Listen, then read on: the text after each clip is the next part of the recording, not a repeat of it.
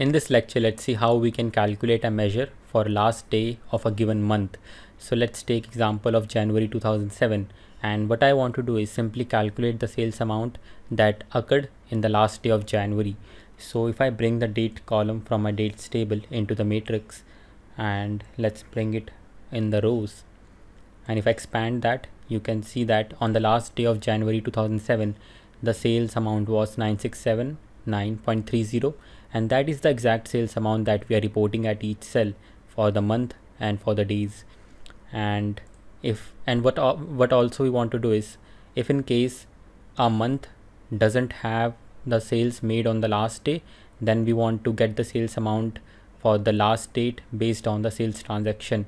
So in my dates table, I do not have a corresponding sales amount for 11:30, but we do have a sales amount for 11:29, and that is what I want to report back if in case the last day of a month doesn't have a transaction in the sales table. So let's get started and see how we can create a measure like that. I have created a new file so that we can start from scratch, and I can create a new measure. So let's name it as sales last day.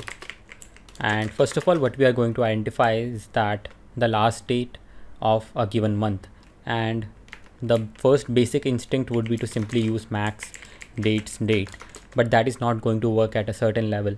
So let's confirm the measure, and if I drag that into the matrix, if I ignore the days or the year in which I do not have any sales, and I pay attention to 2007, you can see that for each month I get the last date of that month. For January I am reporting 131, for February I am getting 228, and if I drill down to the next level, which is date, you can see that for each date I am reporting that day itself, but that is not what I want. At the date level, I want to get the date that is the max date for that given month. So what we can do is simply remove dates from the filter context, but we can keep the month and the year in the filter context. So for that, let's create a variable. I'm going to name it a last day, and I can wrap it inside calculate. So let's write all except, and I'm going to use the dates table in the first argument, and I want to remove filters from the whole table except for certain columns, which are dates, calendar year number, and dates month. And if I close calculate, and let's return this variable to see what it is storing. So I can write last day, and let's confirm that. And now you can see that at the month level we get the exact same value, and now at the date level as well we are seeing the last date of a given month. So if I go into April, let's say, I get 430, even 443, and that's what I actually wanted to do. And now let's continue and identify the sales made on that given day.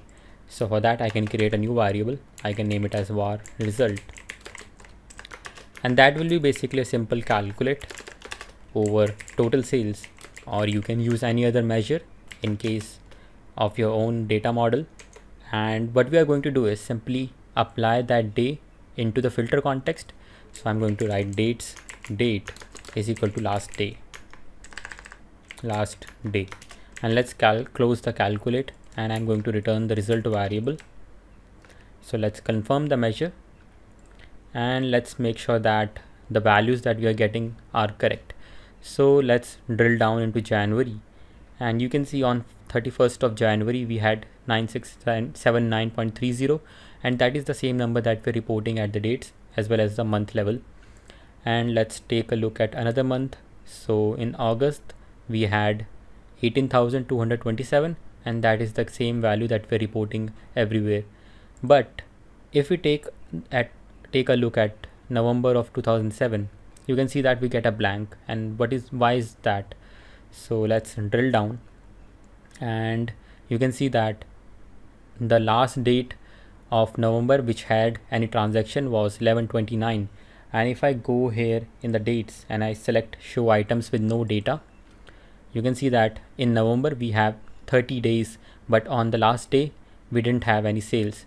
So let's see how we can fix that formula so that it can account for the last date which had the sales amount.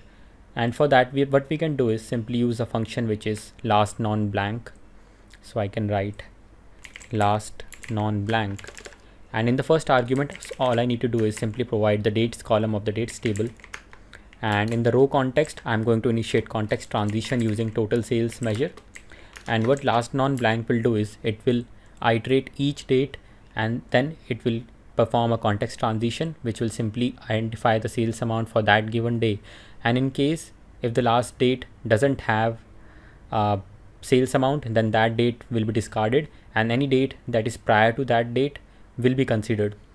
So let's confirm this measure, and in this case what it is doing is it goes to 11:30 and it sees that there is no sales transaction, but 11:29 had a sales amount, so it is considering that sales amount, or you can say that date in the dates table. And once we get that date, we are applying that to the filter context using the second calculate, and then calculate is evaluating the sales amount for that given date. And let's drill up so that we can check if it is returning the correct result or not.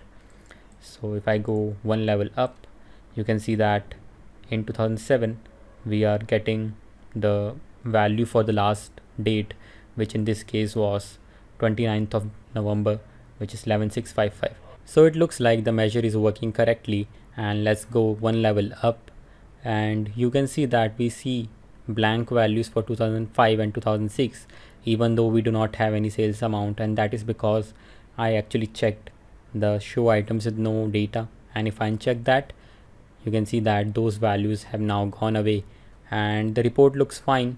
And that's it for this video, and I will see you in the next one.